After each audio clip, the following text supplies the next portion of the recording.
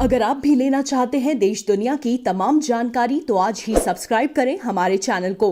साथ ही नीचे दिए बेल आइकन को जरूर दबाएं ताकि हर अपडेट आप तक पहुंच सके। नमस्कार, बहुत साक्षी न्यूज सेंटर के खास कार्यक्रम पार्लियामेंट डायरी में आप सभी का स्वागत है। सरकार राष्ट्रीय सार्वजनिक स्वास्थ्य कानून बनाने जा रही है। इस बारे में देश के स्वास्थ्य मंत्री डॉक्टर हर्षवर्धन ने राज्यसभा में घोषणा की। क्या होगा ये कानून, किसको लाभ होगा, इसके बारे में विस्तृत तरीके से बातचीत करेंगे आज के इस कार्यक्रम में। साथ ही राज्यसभा ने आज दिवाला कानून में संशोधन को मंजूरी प्रदान कर दी, महामारी कानून में संशोधन को मंजूरी प्रदान कर दी। इसके अलावा विपक्ष ने सरकार से सवाल किया कि जैसे आप कंपनियों को बचा रहे हैं वैसे गरीबों को क्यों नहीं बचा रहे, श्रमिकों को क्यों नहीं बचा रहे, जो हमारे किसान हैं उनको क्यों नहीं बचा रहे। सरकार ने विस्तृत जवाब दिया इसके पक्ष में। इसके अलावा अगर हम बात करें लोकसभा में, तो आज वित्त मंत्री निर्मला सीतारमण और कांग्रेस के नेता अधीर रंजन चौधरी के बीच में बहस भी हो गई। पीएम केयर्स फंड को लेकर मुद्दे पर जब बहस हुई तो निर्मला सीतारमण ने तगड़ा जवाब दिया। इसके अलावा अधीर रंजन चौधरी ने अनुराग ठाकुर पर जो टिप्पणी की थी उसका भी निर्मला सीतारमण ने तगड़ा जवाब दिया। आज के इस कार्यक्रम में आपको दिखाते हैं कि दोनों सदनों में क्या महत्वपूर्ण बातें हुई। लेकिन एक सूचना आपके लिए है, यह है कि जिस तरीके से कोविड-19 महामारी का प्रकोप बढ़ रहा है उसको देखते हुए लोकसभा की जो कार्यमंत्रणा समिति के सदस्य हैं आज उन्होंने चर्चा की और इस बारे में एक सहमति बन गई है कि जो 18 दिन का सत्र चलने वाला था इसकी समयावधि को कम किया जाए, क्योंकि अब तक सत्र शुरू होने के बाद से नितिन गडकरी और प्रहलाद पटेल जैसे मंत्री और इसके अलावा कई सांसद संक्रमित हो चुके हैं। तो इन सबको देखते हुए हो सकता है कि सत्र की अवधि शायद कुछ कम हो जाए, लेकिन देखना होगा कि लोकसभा अध्यक्ष क्या फैसला लेते हैं और राज्यसभा के जो कार्यमंत्रणा समिति है क्या उसमें भी ऐसी कोई सहमति बनती है, ये देखने वाली बात होगी। फिलहाल आज की इस रिपोर्ट में हम आपके लिए बहुत कुछ लेकर आए हैं, आइए ले चलते हैं।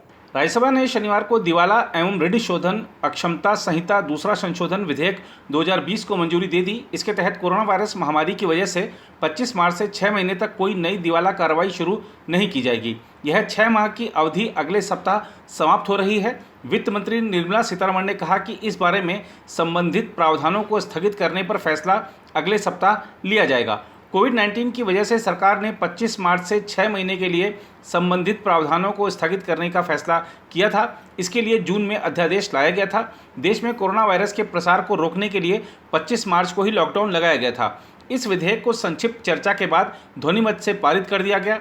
यह इस बारे में जून में जारी अध्यादेश का स्थान लेगा। विधेयक पर चर्चा का जवाब देते हुए वित्त मंत्री सीतारमण ने कहा कि इन प्रावधानों का स्थगन अगले सप्ताह समाप्त हो रहा है। सीतारमण ने कहा, फिलहाल संहिता में संशोधन मुझे सिर्फ 1 साल तक विस्तार देने की अनुमति देता है। यह 25 सितंबर को समाप्त हो रहा है। 24 सितंबर को हमें घोषणा करनी होगी कि आगे क्या होगा। यदि मैं ऐसा करती भी हूं तो मार्च में यह समाप्त हो जाएगा। वित्त मंत्री ने स्पष्ट किया कि 25 मार्च से पहले कर्ज भुगतान में चूक करने वाली कंपनियों के खिलाफ दिवाला प्रक्रिया के तहत कार्रवाई जारी रहेगी। उन्होंने कहा कि इस संशोधन में ऐसी कंपनियों को राहत नहीं मिलेगी। ज़्यादातर विपक्षी दलों ने विधेयक का समर्थन करते हुए सरकार से मांग की है कि कोविड-19 की वजह से संकट में फंसे किसानों और गरीब लोगों के कर्ज पर ब्याज में छूट दी जाए। चर्चा के दौरान कई सदस्यों ने यह आशंका जताई कि कंपनियों द्वारा इसका दुरुपयोग किया जा सकता है। हालांकि इसके साथ ही उन्होंने उम्मीद जताई कि इससे अर्थव्यवस्था को उबारने में मदद मिलेगी। वित्त मंत्री ने कहा कि दिवाला एवं ऋण शोधन अक्षमता संहिता के तहत कर्ज भुगतान में चूक करने वाली कंपनियों तथा व्यक्तिगत गारंटी देने वालों के खिलाफ साथ साथ दिवाला कार्रवाई चल सकती है। कुछ सदस्यों द्वारा यह मुद्दा उठाए जाने पर सीतारमण ने कहा, कई बार कर्ज लेने वाली कंपनियों की ओर से कुछ गारंटर होते हैं। ऐसे में बृहद कॉरपोरेट दिवाला समाधान एवं परिसमापन के लिए हमारा मानना है कि जहां तक संभव हो कॉरपोरेट कर्जदार और उसके गारंटर के खिलाफ साथ साथ दिवाला कार्रवाई की जाए। सदस्यों द्वारा यह पूछे जाने पर कि सबसे पहले यह अध्यादेश लाने की हड़बड़ी क्या थी, सीतारमण ने कहा, विभिन्न सत्रों के बीच यदि जमीनी स्थिति की मांग होती है तो अध्यादेश लाने की जरूरत पड़ती है। एक जिम्मेदार सरकार का दायित्व अध्यादेश का इस्तेमाल कर यह दिखाना होता है कि वह भारत के लोगों के साथ है। वित्त मंत्री ने कहा कि महामारी के कारण बनी स्थिति की वजह से समय की मांग थी कि तत्काल कदम उठाए जाएं और उसके लिए अध्यादेश का तरीका चुना गया। वित्त मंत्री ने कहा कि अध्यादेश को कानून बनाने के लिए सरकार अगले ही सत्र में विधेयक लेकर आ गई। सीतारमण ने कहा कि कोविड-19 की वजह से कंपनियों को संकट से जूझना पड़ रहा है। उन्होंने कहा, ऐसे में हमने आईबीसी की धारा 7, 9, 10 को स्थगित करने का फैसला किया। इससे हम असाधारण परिस्थितियों की वजह से दिवाला होने जा रही कंपनियों को बचा पाए। आईबीसी की धारा 7, 9 और 10 किसी कंपनी के वित्तीय ऋणदाता परिचालन के लिए कर्ज देने वालों को उसके खिलाफ दिवाला ऋण शोधन अक्षमता प्रक्रिया शुरू करने से संबंधित है। मंत्री ने कहा कि आईबीसी अब कारोबार का महत्वपूर्ण हिस्सा है। उन्होंने कुछ आंकड़े देते हुए बताया कि अभी तक आईबीसी ने अच्छा प्रदर्शन किया है। वित्त वर्ष 2018-19 के वाणिज्यिक बैंकों की गैर निष्पादित आस्तियों यानी एनपीए के आंकड़ों का उल्लेख करते हुए निर्मला सीतारमण ने कहा कि लोक अदालतों के जरिए 5.3% ऋण की वसूली हुई। ऋण वसूली न्यायाधिकरणों यानी डीआरटी के जरिए 3.5% तथा वित्तीय आस्तियों के प्रतिभूतिकरण और पुनर्निर्माण एवं प्रतिभूति हित का प्रवर्तन अधिनियम सरफेसी के जरिए 14.5% की वसूली की गई। उन्होंने कहा कि वहीं आईबीसी के जरिए 42.5% की वसूली हुई। उन्होंने कहा कि आईबीसी का मकसद कंपनियों को चलता हाल बनाए रखना है, उनका परिसमापन करना नहीं है। उन्होंने कहा कि आईबीसी प्रक्रिया के जरिए 258 कंपनियों को परिसमापन से बचाया जा सका, वहीं 965 कंपनियां परिसमापन की प्रक्रिया में गई। वित्त मंत्री ने कहा कि जिन 258 कंपनियों को परिसमापन से बचाया गया उनकी कुल संपत्तियां 96,000 करोड़ रुपए थीं। वहीं परिसमापन के लिए भेजी गई संपत्तियों का मूल्यांकन 38,000 करोड़ रुपए था। सीतारमण ने कहा कि मूल्य के हिसाब से देखा जाए तो आईबीसी से जो संपत्तियां बचाई गईं वे परिसमापन वाली संपत्तियों का 2.5 गुना है। इस संशोधन के तहत आईबीसी की धारा 7, 9, 10 को कम से कम 6 माह तक स्थगित करने का प्रावधान है। इसे 25 मार्च 2020 से 1 साल तक बढ़ाया जा सकता है। इसमें एक नई धारा 10A को जोड़ा गया है। आईबीसी दिसंबर 2016 में लागू हुआ था। अब तक इसमें 5 बार संशोधन किया जा चुका है।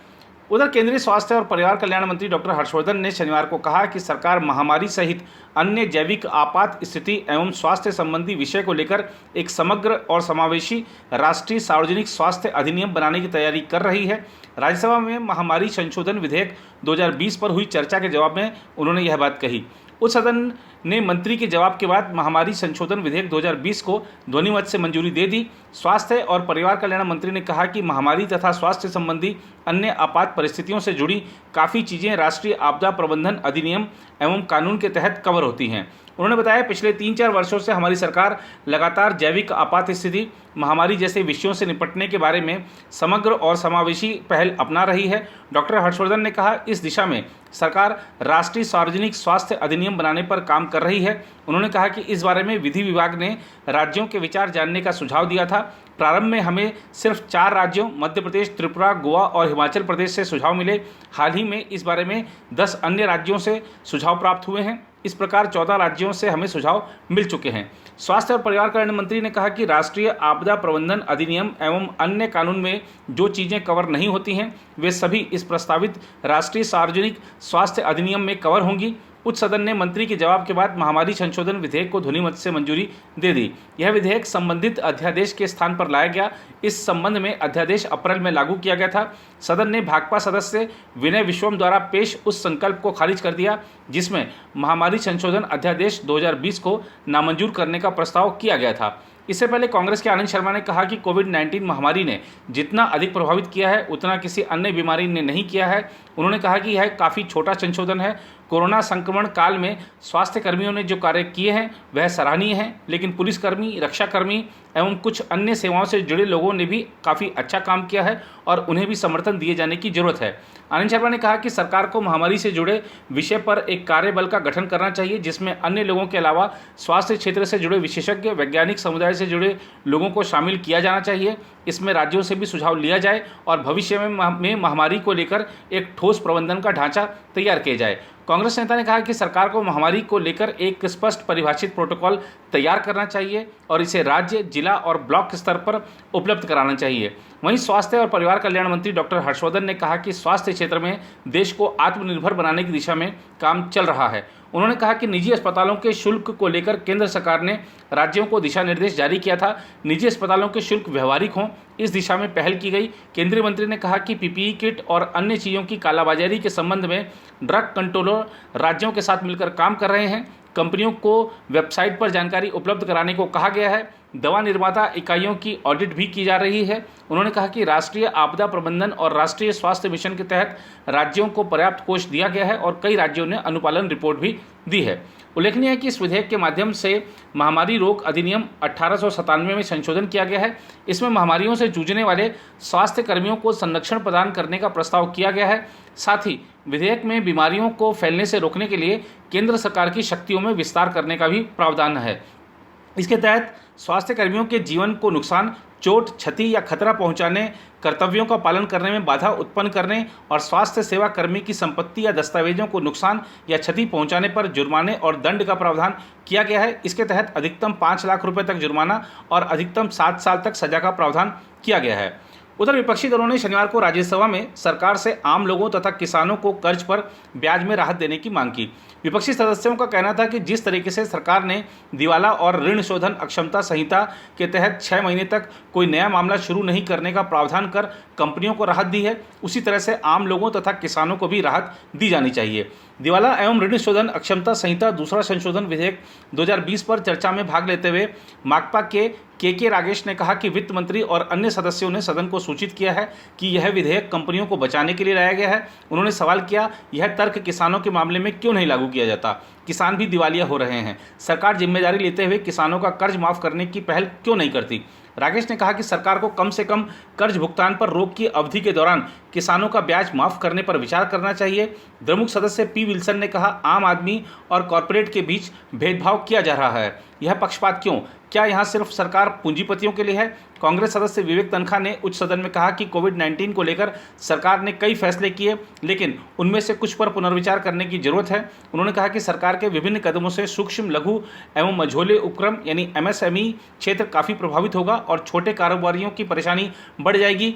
तनखा दिवाला और ऋण शोधन अक्षमता संहिता दूसरा संशोधन विधेयक 2020 पर चर्चा की शुरुआत कर रहे थे। तनखा ने कहा कि विधेयक की धारा 10A में कहा गया है कि 25 मार्च या उसके बाद कर्ज भुगतान में किसी तरह की चूक पर कॉरपोरेट दिवाला समाधान प्रक्रिया को 6 माह तक दाखिल नहीं किया जाएगा। कांग्रेस नेता ने सवाल किया कि क्या सरकार को भरोसा है कि कोरोना वायरस महामारी 1 साल में समाप्त हो जाएगी। उन्होंने कहा कि बैंकों की सकल गैर निष्पादित आस्तियां मार्च 2018 में 10.3 लाख करोड़ रुपए हो गई। मार्च 2014 में यह 2.63 लाख करोड़ रुपए थी। तनखा ने कहा कि NPA और चूक की समस्याएं महामारी से पहले की हैं और धारा 10A से यह समस्या हल नहीं होगी। उन्होंने कहा कि विधेयक की धारा 7, 9 और 10 को स्थगित करने से पहले ही चूक की श्रेणी में आ चुकी कंपनियों को संरक्षण मिलेगा। उन्होंने कहा कि यह संशोधन IBC संहिता के साथ समझौता होगा। संहिता का मकसद कंपनियों को जानबूझकर कर्ज का भुगतान नहीं करने से रोकना है। तनखा ने कहा कि अगर मौजूदा महामारी जल्दी खत्म नहीं होती है तो सरकार को एक और संशोधन लाना होगा। भाजपा के अरुण सिंह ने चर्चा में हिस्सा लेते हुए कहा कि प्रधानमंत्री नरेंद्र मोदी के नेतृत्व में सरकार ने कई साहसी और उल्लेखनीय कदम उठाए हैं। उन्होंने कहा कि इस महामारी के कारण पूरी दुनिया में सेवाएं बंद हो गईं। ऐसे में सरकार ने जरूरतमंद लोगों को मदद पहुंचाने के लिए तेजी से कई कदम उठाए। अरुण सिंह ने कहा कि सरकार ने एक और प्रधानमंत्री गरीब कल्याण योजना शुरू की और खाद्यान्न के साथ रसोई गैस की आपूर्ति की गई। उन्होंने कहा कि किसानों को भी राहत प्रदान करने के लिए कदम उठाए गए। इसके अलावा उद्योगों और निवेशकों की मदद के लिए 20 लाख करोड़ रुपए की आत्मनिर्भर योजना की घोषणा की गई। अरुण सिंह ने कहा कि सरकार ने घर खरीदारों को भी राहत पहुंचाने के लिए कदम उठाए।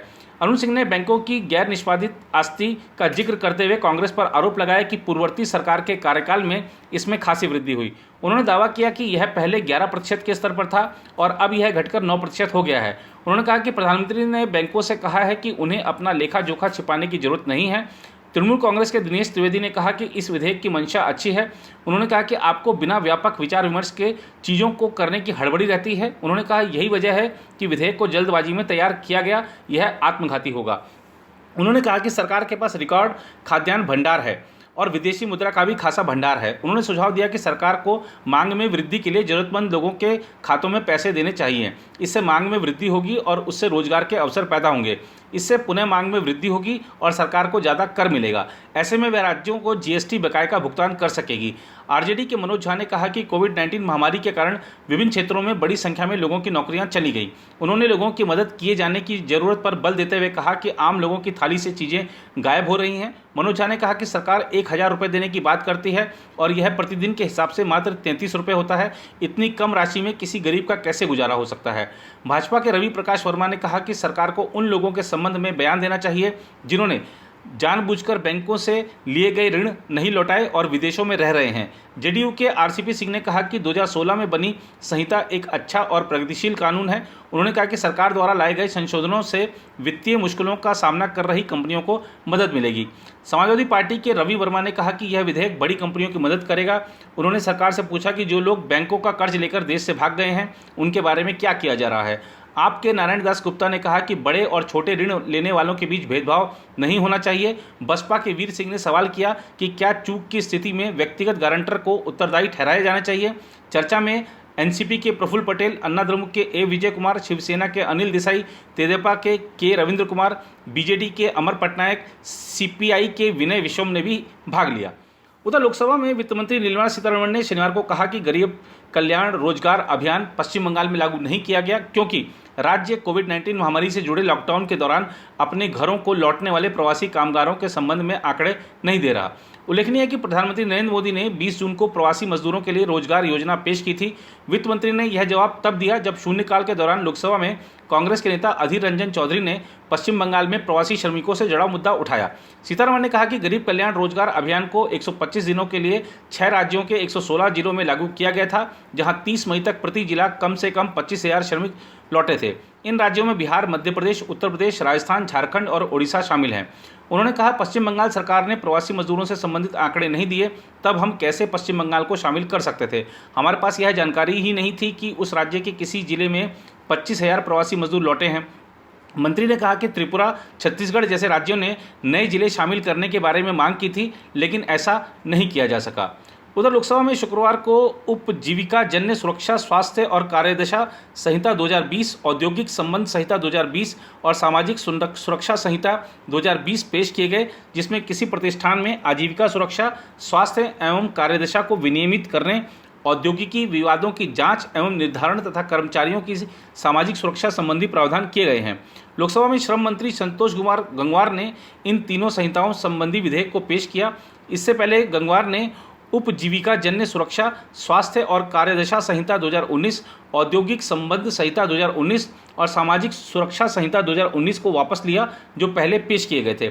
श्रम मंत्री ने कहा कि चूंकि इन विधेयकों को श्रम संबंधी स्थायी समिति को भेजा गया था और समिति ने इस पर 233 सिफारिशों के साथ रिपोर्ट सौंपी है, इनमें से 174 सिफारिशों को स्वीकार कर लिया गया है। इसके बाद नया विधेयक लाया जा रहा है। उधर जम्मू कश्मीर के पूर्व मुख्यमंत्री और लोकसभा सदस्य फारूक अब्दुल्ला ने शनिवार को केंद्र शासित प्रदेश की मौजूदा स्थिति का मुद्दा शनिवार को सदन में उठाया और कहा कि चीन की तरह दूसरे पड़ोसी देशों से भी बातचीत होनी चाहिए। उन्होंने सदन में शून्यकाल के दौरान कहा कि वे उन सभी लोगों का आभार प्रकट करना चाहते हैं जिन्होंने उनके हिरासत में रहने के दौरान समर्थन जताया। हिरासत से रिहा होने के बाद पहली बार लोकसभा में अपनी बात रखते हुए नेशनल कॉन्फ्रेंस के नेता ने कहा कि जम्मू कश्मीर में प्रगति होनी चाहिए थी, लेकिन वहाँ कोई प्रगति नहीं हुई है।